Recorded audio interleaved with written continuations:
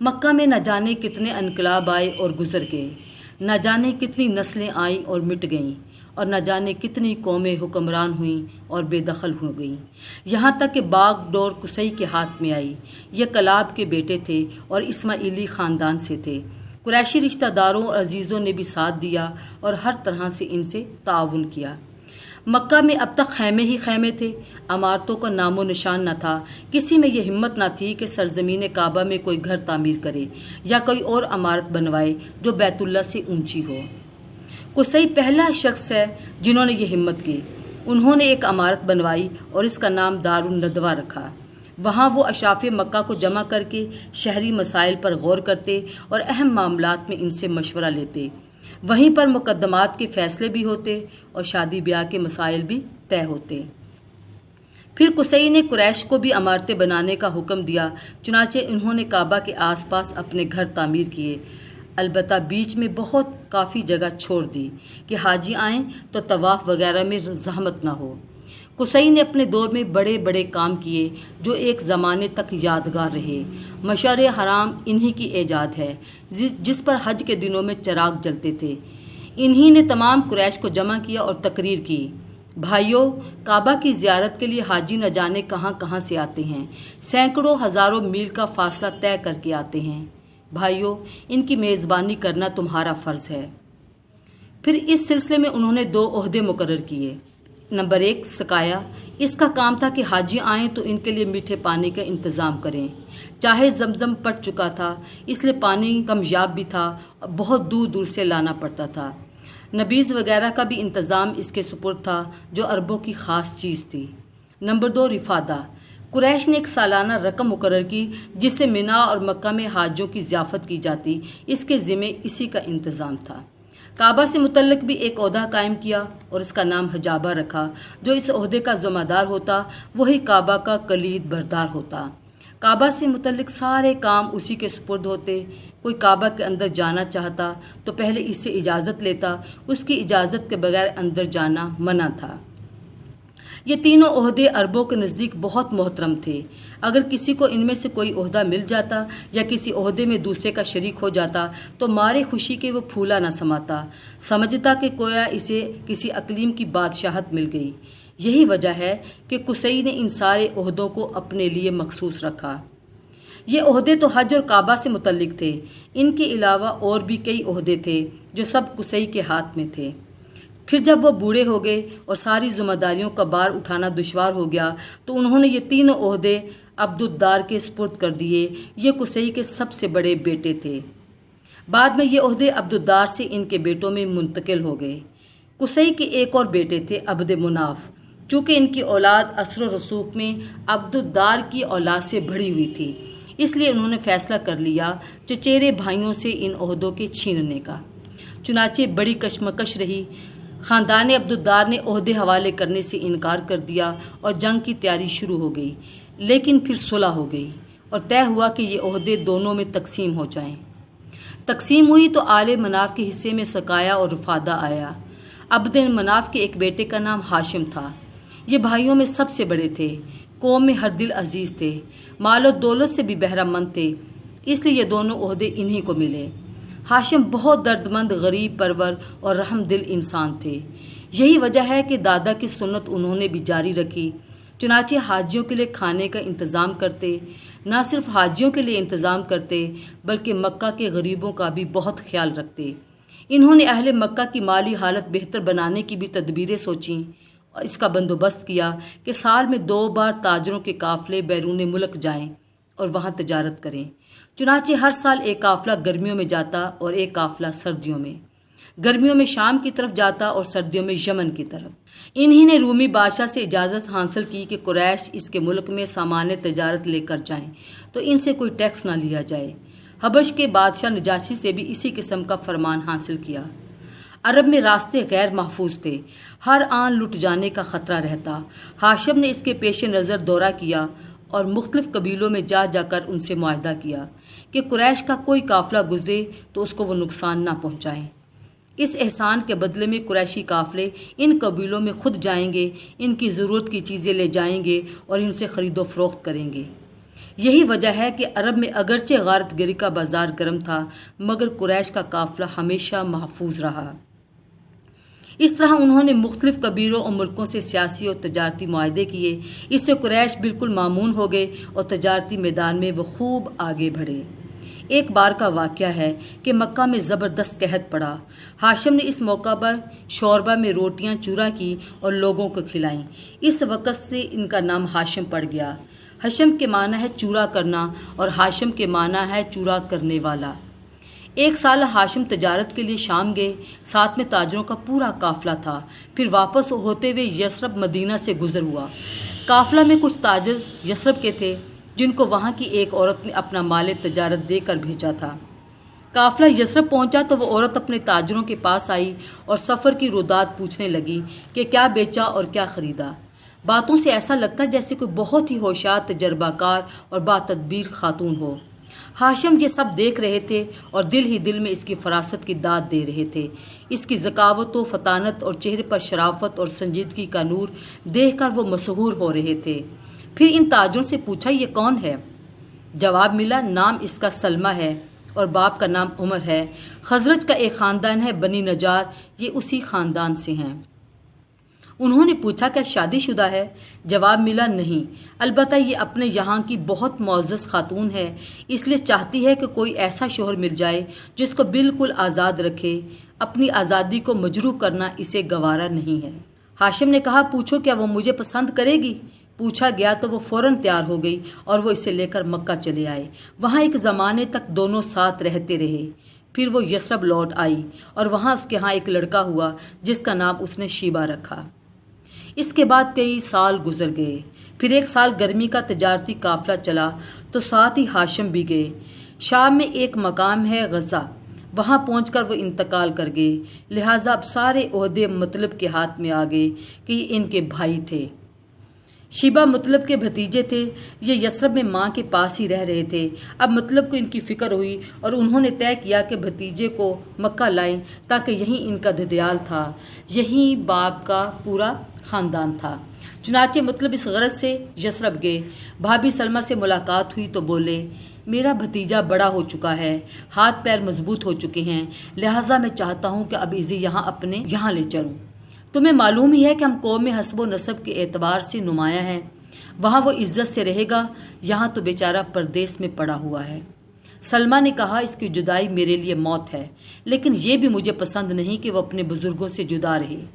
ذرا پوچھو دیکھو تو اس کی کیا خواہش ہے؟ مطلب نے بھتیجے سے پوچھا تو جواب ملا جب تک ماں کی اجازت نہ ہو میں کہیں نہیں جا سکتا۔ سلمہ نے مطلب کا اصرار دیکھا تو تیار ہو گئیں اور کلیجہ پر پتھر رکھ کر اجازت دے دی۔ چنانچہ مطلب 3 دن مہمان رہے، پھر چوتھے دن شیبہ کو ساتھ لے کر مکہ روانہ ہو گئے۔ اس وقت شیبہ کی عمر 8 برس تھی۔ دونوں ایک ہی اونٹ پر سوار تھے، مطلب آگے تھے اور شیبہ پیچھے۔ مکہ میں وہ داخل ہوئے تو لوگوں کو گمان ہوا کہ یہ مطلب کا غلام ہے جسے وہ کہیں باہر سے لے کر آ رہے ہیں۔ چنانچہ دیکھتے ہی انہوں نے شور مچا دیا، مطلب غلام لائے، کیا تم نے مطلب کا غلام دیکھا؟ دیکھو مطلب کا غلام دیکھو۔ مطلب نے اس طرح کی آوازیں سنی تو بولے اہل قریش تم بھی عجیب لوگ ہو، یہ تو میرا بھتیجا ہے، بڑے بھائی ہاشم کا بیٹا، یثرب میں تھا وہاں سے لے کر آ رہا ہوں، لیکن یہ نیا نام جو بے ساختہ زبانوں پر آ گیا اصل نام پر غالب آ گیا۔ ماں نے ان کا نام شیبہ رکھا تھا اور وہ اسی نام سے مشہور تھے، لیکن اب اصل نام کسی کو یاد تک نہ رہا اور اسی وقت سے وہ عبد المطلب غلام مطلب ہو گئے۔ مطلب کا انتقال ہوا تو عبد المطلب سمجھدار ہو چکے تھے، دست و بازو مضبوط ہو چکے تھے اور جسم میں توانائی آ چکی تھی، اس لیے چچا کا کام انہوں نے سنبھال لیا اور سقایا اور رفادہ ان کے ہاتھ میں آ گیا۔ آبادی میں تو کنویں تھے نہیں، جو کچھ تھے مکہ کے اطراف میں تھے اور وہ بھی ادھر ادھر منتشر۔ حاجیوں کے لیے پانی وہیں سے لایا جاتا اور کعبہ کے پاس کچھ حوض تھے، ان میں بھرا جاتا۔ حوضوں کو مستقل بھرتے رہنا، پھر آئے دن ان کی صفائی کرنا ایک مسئلہ تھا۔ اس میں بڑی پریشانی ہوتی اور طرح طرح کی زحمتوں کا سامنا ہوتا۔ چنانچہ عبد المطلب بہت فکر مند ہوئے۔ چاہے زمزم کے متعلق مشہور تھا کہ اس کا پانی شیریں اور خوش ذائقہ تھا، کبھی خشک بھی نہ ہوتا تھا اور جتنی ضرورت ہوتی حاصل ہو جاتا تھا۔ لطف یہ کہ نہ کوئی زحمت اٹھانی پڑتی، نہ کسی قسم کی پریشانی ہوتی، لہٰذا عبد المطلب کو اس کا خیال آیا۔ چنانچہ لوگوں سے پوچھا، زمزم کو کس نے پر کیا اور کیوں پاٹا؟ جواب ملا، یہاں پہلے قبیلہ جرہم کی حکومت تھی، ان کا آخری تاجدار رمزاز جرہمی تھا۔ جب اس کی قوم بگڑ گئی اور بناؤ سے زیادہ بگاڑ کے لیے کام کرنے لگی تو بنو خزاعہ کو ناگوار ہوا اور انہوں نے جرہم کو بے دخل کر دیے۔ چنانچہ اس کے لیے انہوں نے جنگ بھی کی، جس میں میدان بنو خزاعہ کے ہاتھ رہا، لہٰذا اب جرہم کو یہاں سے جانا پڑا۔ جاتے وقت انہوں نے زمزم کے کنویں کو پر کر دیا۔ یہ سن کر عبد المطلب نے کہا، اچھا تو جب تک زمزم کی کھدائی صفائی نہ ہو جائے اور پہلے کی طرح پھر وہ رواں نہ ہو جائے، اس وقت تک میں چین سے نہیں بیٹھ سکتا۔ پھر ایک رات وہ سو رہے تھے کہ سوتے ہی یکا یک ایک آواز سنی، زمزم کی کھدائی کر، اور پھر یہ غیبی آواز مسلسل آتی رہی، جس سے ان کی ہمت اور بڑھی۔ چنانچہ کھدائی شروع ہو گئی، لیکن یہ کوئی آسان کام نہ تھا، جان توڑ محنت کرنی پڑی، خون پسینہ ایک کر دیا، تب کہیں جا کر پانی نکلا۔ زمزم میں مزاج کی تلواریں بھی ملیں اور کعبہ کے وہ نذرانے بھی ملے۔ نذرانوں میں سونے کے 2 ہرن تھے۔ عبد المطلب نے تلواروں سے کعبہ کے دروازے بنوائے اور ہرنوں کو ان دونوں کے طرف رکھ دیا کہ کعبہ کی زینت بڑھے۔ زمزم کی کھدائی میں عبد المطلب تھک کر چور ہو گئے تھے، جس کا دل پر کافی اثر ہوا اور تنہائی کا احساس شدت سے ستانے لگا۔ اس وقت تک ان کے ہاں صرف ایک ہی اولاد تھی، جس کا نام حارث تھا، لہٰذا انہوں نے نظر مانی اور اللہ تعالیٰ سے دعا کی، خدایا اگر تو مجھے 10 بیٹے عطا فرمائے اور سب کے سب جوان ہو کر میرا ہاتھ بٹانے لگیں تو ایک کو تیرے نام پر قربان کر دوں گا۔ عبد المطلب کی یہ آرزو پوری ہوئی۔ اللہ نے ان کو 10 بیٹے دیے، سب پلے بڑے جوان ہوئے اور ان کا ہاتھ بٹانے لگے۔ اب نظر پوری کرنے کا وقت آ گیا۔ عبد المطلب نے بیٹوں کو جمع کیا اور سارا قصہ سنایا۔ بیٹے بولے، ابا جان ہم سب دل و جان سے حاضر ہیں، جس کو چاہیں آپ قربان کر دیں۔ باپ نے کہا، اچھا تو الگ الگ تیروں پہ اپنے نام لکھ کر لاؤ۔ چنانچہ سب نام لکھ لکھ کر باپ کے پاس لے گئے۔ عبد المطلب نے ان تیروں کو لیا اور کعبہ میں آئے، وہاں فال نکالنے والے سے ملے اور اس کو وہ تیر دے دیے کہ معلوم کرے کہ بتوں کے مہاراجا ہبل کو کون پسند ہے۔ اس وقت مکہ میں رواج تھا کہ جب کوئی اہم کام درپیش ہوتا تو تیروں سے فال نکلواتے اور اس طرح دیوتاؤں کی مرضی معلوم کرتے۔ مہنت یا پروہت تیروں کو لے جاتا اور دیوتاؤں کے سامنے ایک خاص طریقے سے پھراتا۔ جس تیر کا منہ دیوتا کی طرف ہو جاتا، سمجھتے کہ بس یہی دیوتا کو پسند ہے اور پھر اسی کے مطابق کام کرتے۔ مہنت نے عبد المطلب کے تیر ہبل کے پاس پھرائے تو چھوٹے بیٹے عبداللہ کے نام نکلا۔ عبداللہ عبد المطلب کے چہیتے بیٹے تھے اور اپنے بھائیوں میں سب سے زیادہ انہیں محبوب تھے، لیکن وہ کیا کرتے، مجبور تھے۔ ان کو ذبح کرنے کے سوا کوئی چارہ نہ تھا کہ وہی ہبل کو پسند تھے۔ چنانچہ عبد المطلب نے بیٹے کا ہاتھ پکڑا اور انہیں لے کر زمزم کے پاس آئے کہ وہیں قربان گاہ تھی، جس کو جو کچھ بھی کرنا ہوتا وہیں لا کر قربان کرتا، اصاف اور نائلہ کے حضور کہ یہ ان کے 2 بڑے دیوتا تھے۔ یہ خبر لوگوں کے دلوں پر بجلی بن کر گری اور جنگل کی آگ کی طرح سارے شہر میں پھیل گئی۔ جو جس حال میں تھا عبد المطلب کی طرف دوڑ پڑا اور آنن فانن سارے لوگ اکٹھے ہو گئے۔ جسے دیکھے اس کی زبان پر یہی تھا، نہیں نہیں عبد المطلب اسے ہرگز ذبح نہ کیجیے۔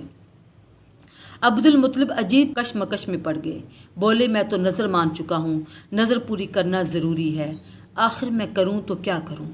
جواب ملا، اگر مال فدیہ بن سکے تو ہم راضی ہیں، اونٹ ذبح کرنے سے کام بن جائے تو اس کے لیے بھی تیار ہیں۔ چنانچہ لوگ بہت دیر تک سوچتے رہے اور آپس میں مشورہ کرتے رہے کہ کیا کریں۔ پھر طے یہ ہوا کہ یثرب کے اطراف میں ایک نجومی عورت ہے، گتھیاں سلجھانے میں ماہر ہے، چل کر اس سے پوچھا جائے۔ لوگ گئے، اس عورت سے ملے اور اس کو سارا حال سنایا۔ سب کچھ سن لینے کے بعد اس عورت نے پوچھا، کسی قیدی کو چھڑانا ہو یا کسی مجرم کی جان بچانی ہو تو کتنا فدیہ دیتے ہو تم لوگ؟ لوگوں نے کہا 10 اونٹ۔ عورت نے کہا 10 اونٹ اور عبداللہ کے نام کا کرا ڈالو۔ अगर ऊँटों के नाम कुरा निकल आए तो बेहतर, वरना 20 ऊँट बढ़ा दो। अगर फिर भी अब्दुल्ला का नाम निकले तो 10 और बढ़ा दो। इसी तरह 10-10 बढ़ाते रहो यहाँ तक कि तुम्हारा रब राज़ी हो जाए। लोगों ने ऐसा ही किया। 10 ऊँट और अब्दुल्ला के नाम का कुरा डाला तो अब्दुल्ला का नाम निकला। 10 बढ़ा दिए, फिर अब्दुल्ला का नाम निकला। 10 मज़ीद बढ़ा दिए, फिर भी अब्दुल्ला ही का नाम निकला। लोग इसी तरह 10-10 ऊँट बढ़ाते रहे और अब्दुल्ला ही का नाम निकलता रहा। इधर अब्दुल मुत्तलिब खड़े आजिज़ी के साथ दुआ में मसरूफ़ थे। खुदाया फ़िदिया को कबूल कर ले, खुदाया अब्दुल्ला की जान बचा ले। जब बढ़ते बढ़ते 100 ऊँट हो गए तो कुरा ऊँटों के नाम निकल आया। अब क्या था, लोग खुशी से उछल पड़े। अब्दुल मुत्तलिब को हर तरफ से मुबारकबाद दी जाने लगी। मुबारक हो अब्दुल मुत्तलिब, मुबारक हो अब्दुल मुत्तलिब, अल्लाह ने बेटे का फ़िदिया कबूल कर लिया। लेकिन अब्दुल मुत्तलिब अभी भी मुत्तमिन ना हुए और दोबारा कुरा डलवा दिया कि कोई शुबा न रह जाए, खुदा की मर्ज़ी क्या है साफ साफ मालूम हो जाए। फिर जब पूरी तरह इत्मीनान हो गया तो ऊँट ज़िबा किए गए और वहीं छोड़ दिए गए, जो चाहे इनसे फ़ायदा उठा ले।